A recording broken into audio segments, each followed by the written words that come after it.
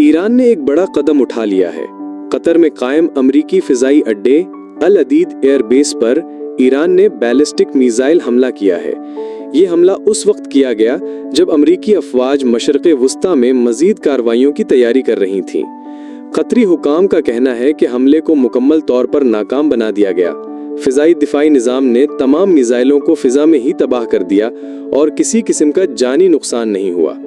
ایران نے اس کارروائی کو فتح کی پیشگوئی یعنی آپریشن اننسیشن آف وکٹری کا نام دیا ہے۔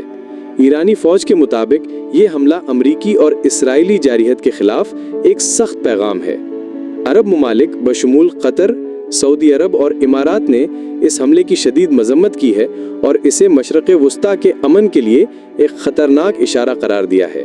ادھر امریکی صدر نے فوری طور پر سیکیورٹی اجلاس بلا لیا ہے اور عالمی میڈیا اس حملے کو ایک ممکنہ بڑے تنازع کی شروعات قرار دے رہا ہے۔